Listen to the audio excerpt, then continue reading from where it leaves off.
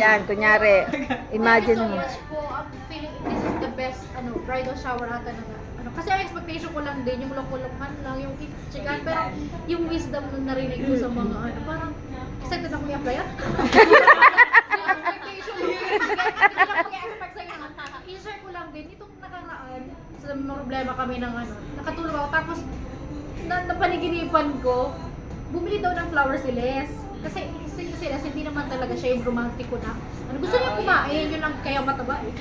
Gusto niya kumain kasi masarap din siya magluto pero hindi siya yung ma-flower, ma-chocolate, hindi. Tapos maybe nakikita ko sa ang ganda naman sa social media na pero hindi naman ako na gusto ko gaganunin din ako. Pero sa panaginip ko, bumili daw si Les ng flowers. Tapos akala ko na lang para sa akin, tuwang-tuwa na ako. Tapos sabi pa lang nila, para kay Lizel, yung kapatid niya na pinag-aaral niya, sabi ko kahit sa panaginip na lang. So parang yun na nga, zero expectations sa mga. Hindi pero hindi rin pala para sa akin. Okay, sige, sa kapatid naman, sige. So, ayun, nakaka-excited na nakakatakot. Kasi sabi ko sa natatakot na sila, parang ako din natatakot. Wag. Ayun, really, in God's love we rely. Sa Lord, and I'm so excited how God will help us to get through naman. Kasi for sure naman, kahit sino magpapakasal, hindi naman handa sa lahat ng pagsubok. Yes, oo. It's only a constant step of faith na gano'n.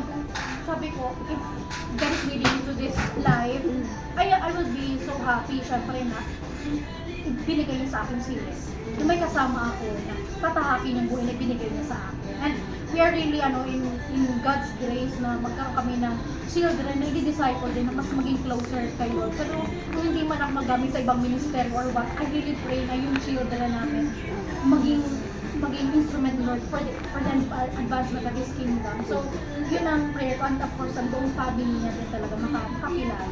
Amen. So, I really praise God and kay Les kasi marami siyang friends na Christian na talaga, ever since. Tapos, nakikilala ko sila, ina-affirm nila, sila's okay yan. Sila's okay yan. Tapos, yung mga sa ibang sa family, sa tatay side, mga Christian. So, parang dumagdag lang din ako na ipag-pray din siya. Tapos ngayon, marami na siya nakakilala, like sigap sa banda. Kasi may surprise kami nila sa wedding. So, nakakausap niya na sila kay Jonathan, sila Gab, tapos na-amaze siya, ang ganda ng samahan na so parang nakikita niya, praise God, kasi yun ang mga, syempre prayers ko talaga, tapos siya yung marinig ko sa kanya na ayaw niya na magsimban, kasi gusto niya na makapag-attend na ng service, makapag-digot na talaga, na Amen. nakikita niya na gusto niya din mag-grow pala, so, Amen. parang hindi ko siya parang yung palagi ko lang silent prayers na, sige Les, kasi ikaw din ang pag-aanuhan ng family mo, ikaw mag-lead. So, syempre bilang leader din sa personality niya, parang napakaganda ng how he will become in Christ. So, yun ang kasi sabi ko, nung una sasabi ko sa mga friends ko na Christians, kasi mostly sa mga coffee shops ay Christians. So, minsan napapatanong, is this really God's will na siya ang binigay sa akin? Tapos, parang God allowed me to see many reasons to siya nga. So, sa spiritual na nagpapasalamat ako kasi I really felt the compassion kay Mama Apple, kay Servant. Hindi niya na-feel na rejected siya. Yun ang nagustuhan niya na parang ang good ng niyo, ganito, ganyan. Kasi before ko siya makilala, wala naman talaga na siyang church. Ang kagandahan lang sa kanya, nung nagkatrabaho na daw siya, sabi niya sa nanay, tatay niya, hindi siya para doon. I do not belong here, sabi niya sa tatay at nanay niya. Kaya huwag niyo sana akong diktahan na ganito na kasi parang nakikita ko hindi talaga ako para doon. So, before 2022 na kami nakakilala kasi 2019 wala na siya talaga, lost. So parang nag-ano siya. Tapos ngayon, naano ko lang na kaya pala marami din siyang Christians na mga kaibigan na ina-affirm sa akin na kasi nga, nakita din nila na very siya, malaki ang potential. Maan ang potential nila gumagamit. So, yun ang pinag-pray ko, yun nasa ministry na maging kasama. Nakita ko siya na natutuwa siya sa banda. So, sige, Sara, yun talaga ang pinag-pray ko na sana. Kasi sabi ko, exalt, marami ang nangailangan na.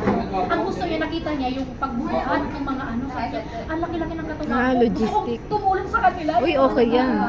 Kasi nasabi ni Kuya John ata yun na dalawa lang yung nagbubuhat. Oo, totoo. Gusto ko tumulong sa kanila. pero kaso ano, paalis na rin ako, ganito ganyan. Sabi ko, kailangan ko kasi ng D-group.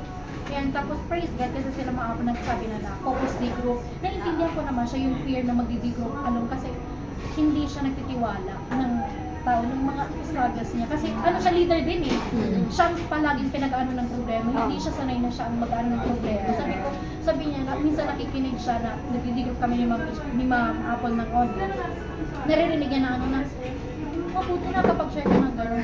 Sabi ko, accountability kasi yun eh. Tapos, mas gusto ko yun, yung ano, kasi may pag-pray ako, ganito, ganyan. Tapos, parang na-amaze siya na, ganun ba pala yun. Tapos ngayon na magkasama na, natutuwa siya na nakakausap niya sila mo ako sa servan, after service. So, yun pala talaga. Tapos, yung isa kong friend din na Christian na dati nag-stop kasi merit views. Sabi niya, antayin mo lang. Kasi ganito, ganyan. Kasi parang not smooth ng ano, parang accept. Kaya nga sa marriage counseling, if you're going to use one word to describe your relationship, what word will you use? Sabi ko, accepted. Kasi I really felt the acceptance. And you know, yung compassion talaga ng lahat ng tao. So parang sabi ko, Jesus really alive, kumbaga, sa buhay ng mga nasa paligid ko. So parang ito, very blessing. Kasi I was expecting na walang kakatuwaan lang sa bridal shower, yung mga makalokohan. Pero wala, this is the best, best day of 2020, first best, very best sa 2025. So parang yung mga stress na na iniisip ko ngayon pa lang, parang hindi ko na siya, parang excited lang ako. I'm just really excited sa kamay ng Panginoon kung paano niya ako iano. Kasi sabi ko, sa rami ng pinagdaanan ko na rin sa buhay, feeling ko naman, hindi naman ako pababayaan ng Panginoon. Kasi si Lord ang mag-aano sa akin. And yun pala yung prayer na, Lord, kung hindi mo na ako sasamahan, wag na lang. Pero just be with me. Journey with you. Yun ang And